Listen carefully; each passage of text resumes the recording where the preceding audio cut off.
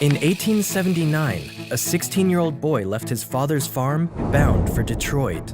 At a time when the only means of transportation were trains or horse carriages, and the first automobiles were mostly seen as racing machines for the rich, this boy would later open a car company that would change the course of the automobile industry to what we know today.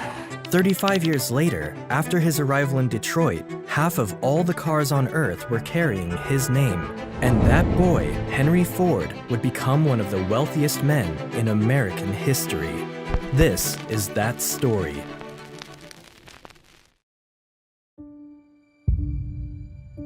Henry Ford was born on his father's farm on the 30th of July, 1863, in what is now Dearborn, Michigan.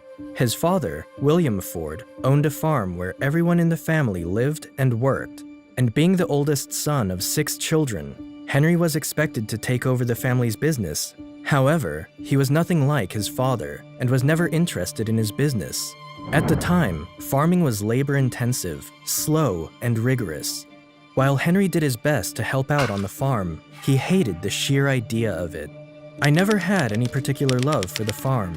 It was the mother on the farm I loved." Henry Ford. Like most kids his age, Henry didn't like going to school and never made it past the 8th grade. He preferred to learn things on his own terms, and from a young age, he became very interested in mechanics. This curiosity for machines led him to study every piece of machinery he came across. At the age of 12, his father gifted him a pocket watch, and after playing around with its movements, he learned how to take it apart and put it back together in a matter of minutes, as well as the watches of his friends and relatives. He later gained a reputation as a watch repairman and began fixing watches for people in the neighborhood. When Henry turned 13, he came across a steam engine for the first time in his life during a school trip to one of Detroit's companies, and that's when his passion for mechanics became an obsession. And for the next few years, it became his new hobby. By the time he was 15, he had constructed his first steam engine. But his life took a turn when Henry lost his mother, Mary Ford, to a sudden illness. Henry had shared a deep bond with his mother and was closer to her than anyone else on the farm. Devastated by her loss, Henry's hate for the farm intensified. He began looking for a way to escape his situation, as the farm held too many memories of his dear mother. After turning 16, and against the wishes of his father, Henry packed his things and left the village in search of a new direction in life. At the time, Detroit was rapidly becoming a city of industry thanks to the steam engine, and the city was hungry for young engineers looking for work.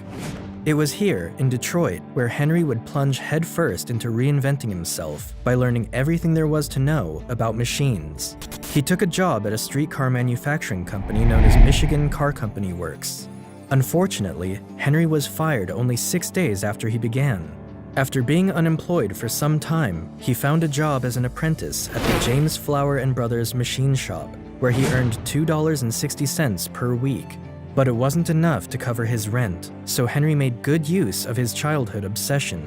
He found a night job as a jeweler, cleaning and repairing watches 6 hours a night and 6 days a week for $3 weekly. Despite pulling so many jobs together to make ends meet, Henry would still study and experiment with machines whenever he had free time. In 1882, when he turned 19, Henry Ford decided to return home to Michigan. He still hated farming, so he did very little work there and spent most of his time playing and experimenting with the machines he found on the farm.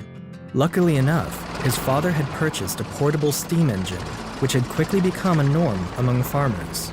Henry spent most of his time with this machine and became so good with it that a neighbor at his father's farm paid him $3 to operate his steam engine for him, and from there, Ford's talent and gift for machines spread across Michigan.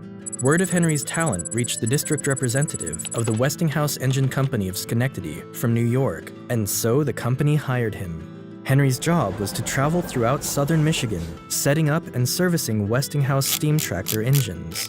In the year 1885, Henry met Clara Jane Bryant at a New Year's Eve party and got engaged the following year.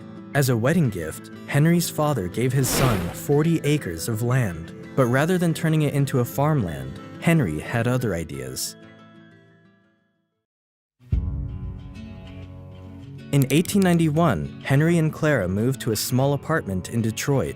Around this time, Henry came across a British magazine and learned about the gas engine. This gas engine was being produced in small quantities by a German engineer called Nicholas Otto and was very different and far more efficient than steam engines.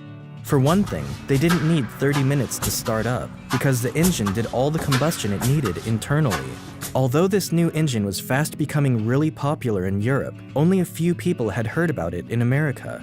Luckily enough for him, he found someone in the city who owned one. Henry immediately fell in love with the gas engine, but he couldn't understand how it worked, and the fact that the gas engine was powered up by an electric spark made things even worse. Knowing he had to learn more about this, Henry applied for work as a night engineer for the Edison Illuminating Company for a salary of $40 a month. At the time, the company was the biggest electric company in Detroit, and it was generating electricity to 1,000 homes in the city using a steam engine. So this made Henry more than qualified to work there. His job was to primarily fix the engine whenever it broke or developed a fault, but when it was working fine, he didn't have much else to do. This gave Henry more than enough time to immerse himself in learning about electricity and how it works.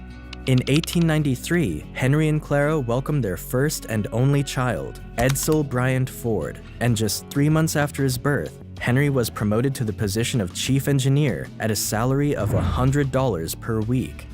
That same year, Henry succeeded in creating his first working gas engine, which was the first step in his dream of creating a horseless carriage. It wasn't until June 4th, 1896, at exactly 1:30 a.m., when he finally completed his experimental car using a gas engine. He called it the quadricycle. The quadricycle was essentially a crude contraption that consisted of 2 bicycles placed side by side and was powered by a gasoline engine.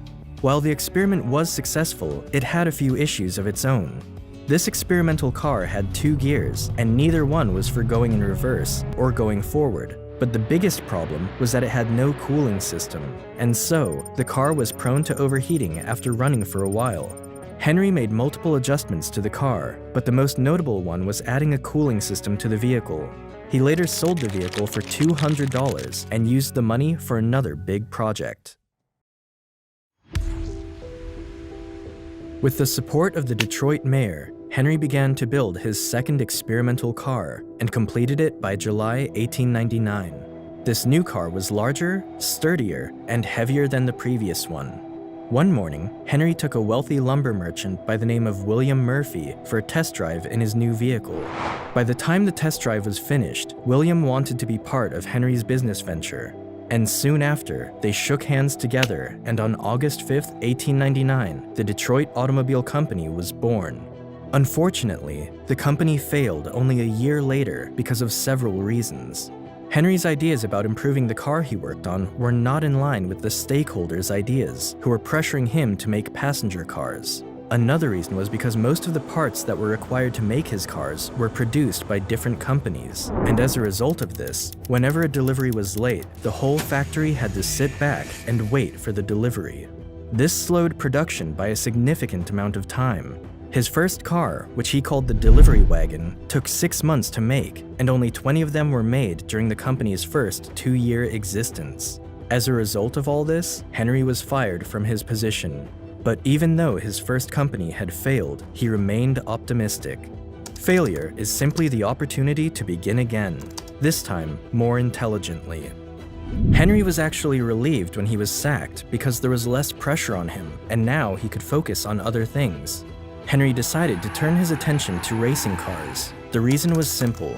Racing cars had become a very popular sport in the United States, and Henry wanted a platform to showcase his cars and their quality. And besides, despite knowing a lot of very popular people in the city, not many of them would be willing to invest in his ideas after what happened with the Detroit Automobile Company. A year later, Ford's newly designed racing car defeated the vehicle of Cleveland automaker Alexander Winton, as well as the nation's leading national racing driver, Grosse Pointe. Henry's 26-horsepower vehicle became the talk of the town, and that kind of popularity gave investors the confidence they needed to back Henry the second time. The result was the birth of the Ford Motor Company, with Henry as the chief engineer. Not too long after, Henry's position was again hanging on a thin thread. The reason was because Henry continued to work making race cars, which infuriated his investors. They wanted him to create passenger cars they could sell to the masses, and so they brought in another Henry, Henry Martin Leland, to do their bidding. Ford was annoyed they had brought in someone else to take over his place, and so he left the company. In his autobiography, Henry is quoted saying, "I resigned, determined never again to put myself under orders." Henry Leland, on the other hand, followed the wishes of his investors and went on to create what today we know as the Cadillac. With Henry Ford gone, the name of the company was changed from Ford Motor Company to the Cadillac Motor Company. Henry and a former racing cyclist by the name of Tom Cooper continued building racing cars. In 1902, they produced the Ford 999, an 80-horsepower car that was driven by Barney Oldfield, a former bicycle racer who had never driven an automobile in his life, surpassing Winton's car again. By 1904, Henry's new car broke all the American records, driving at a top speed of 91.4 miles per hour. With these records and victories, Henry had established himself as the best American designer for racing cars. With that kind of reputation, he knew he would be backed again by investors whenever he was ready to start up his third company.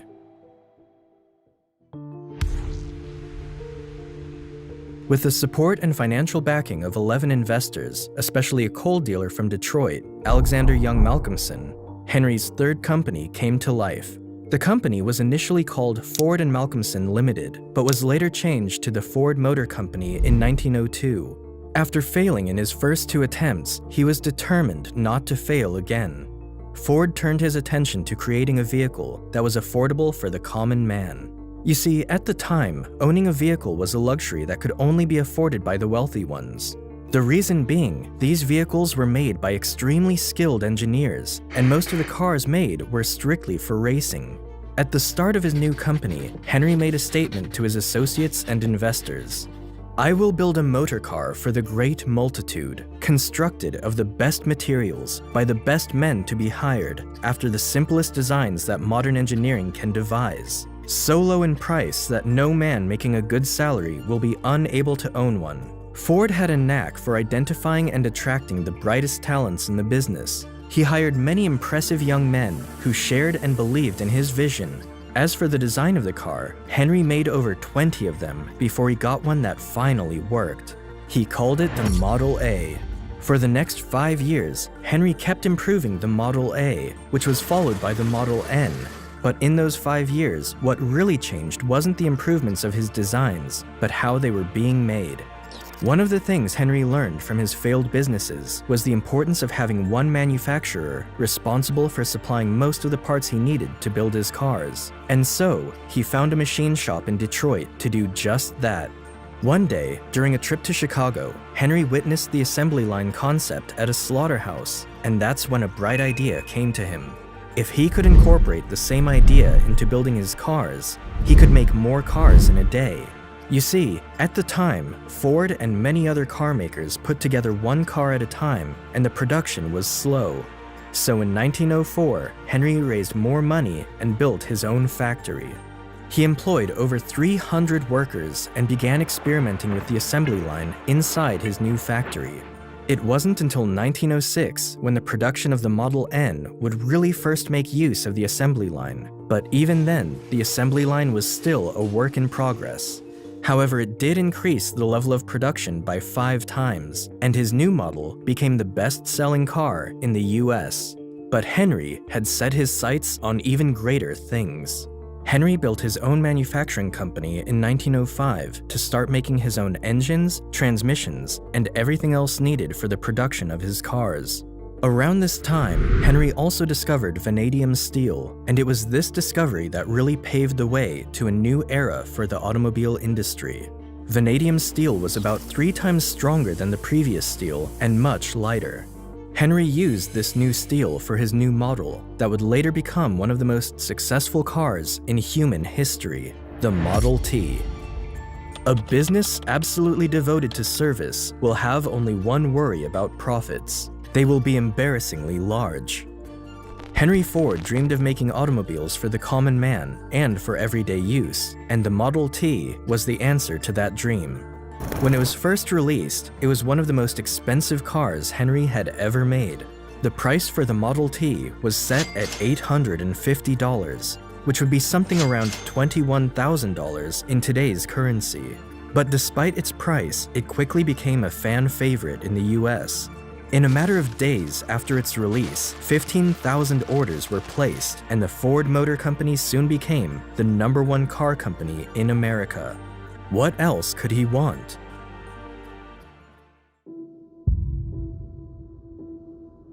Henry realized he needed a bigger factory to produce over 100 Model Ts a day, and so, in 1910, he built a new plant in Highland Park, Michigan. After several experiments, the assembly line was officially in working order by 1913. This allowed work to be taken to the workers rather than the workers moving in and around the vehicle. The vehicle was pulled down the line, building it step by step, and the new process reduced the time of production from 12 hours to 90 minutes. By 1914, their production rate of over 300,000 vehicles was more than all the cars produced by other car manufacturers combined. Between 1910 to 1916, the number of Model Ts being produced moved from 20,000 to almost 1 million. By then, about half of all the cars on Earth were Fords.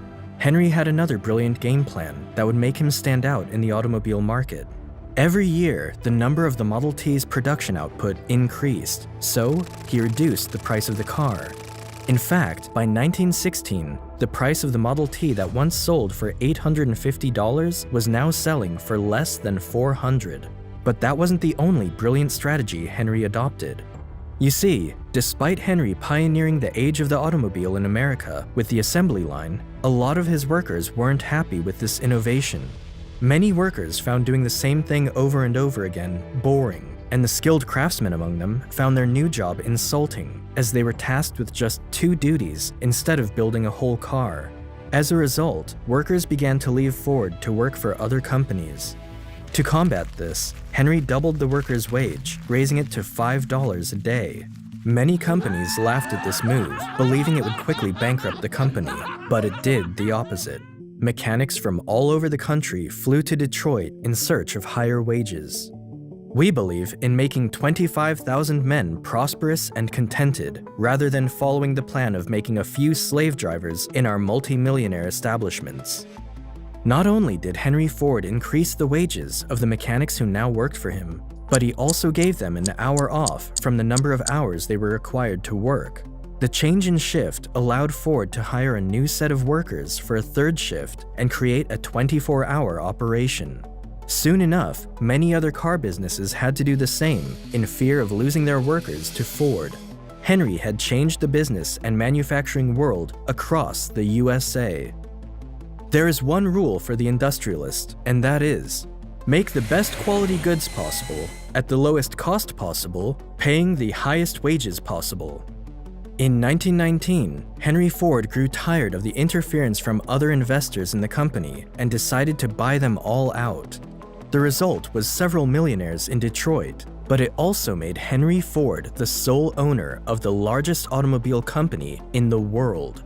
Later, Henry made Edsel Ford, his 26-year-old son, the president of his company, but it was Henry who really ran the show. However, absolute power over the company came with a price that even the richest man in America couldn't ignore. Henry continued to believe the Model T was the car most people wanted. He ignored the growing popularity of the more expensive but stylish and comfortable cars like Chevrolet. Being the stubborn and stiff-necked man that he was, he refused to listen to other Ford executives or even his own son, Edsel, when they said it was time for a new model. By the late 1920s, Henry could no longer ignore the declining sales figures, so he finally decided to shut down the Model T assembly line and began designing an all-new car. The new Model A was released in 1927, but this new car was no longer produced at Highland Park, but at a bigger factory along the Rogue River in Michigan. In his new factory, Henry wanted to include all the steps involved in the manufacturing process, from refining raw materials to the final assembly of the automobile. which he accomplished. It became the world's largest factory, making steel, glass, tires, and other components that went into building the cars. However, Ford's one-man control over the decision-making was no longer the formula for success, and by 1936, Ford Motor Company had fallen to third place in the US market, behind General Motors and the Chrysler Corporation. Even with Henry's latest innovative design of the V8 engine, it wasn't enough. Things only went from bad to worse, and with the rise of the Great Depression, Ford was forced to lay off workers and lower his rates. In 1943, Henry's son died of stomach cancer, and so he kept running the company for 2 more years before turning over his control of the Ford Motor Company to his grandson, Henry II. Henry retired to his estate and later died of a cerebral hemorrhage on April 7, 1947. Life is a series of experiences, each one of which makes us bigger, even though sometimes it is hard to realize this. For the world was built to develop character, and we must learn that the setbacks and grieves which we endure help us in our marching onward. Today, Ford Motor Company owns a market cap of around $70 billion and remains as one of the biggest car companies in the world. Thank you all for watching. Make sure to like the video and subscribe if you enjoyed. For now, until the next one.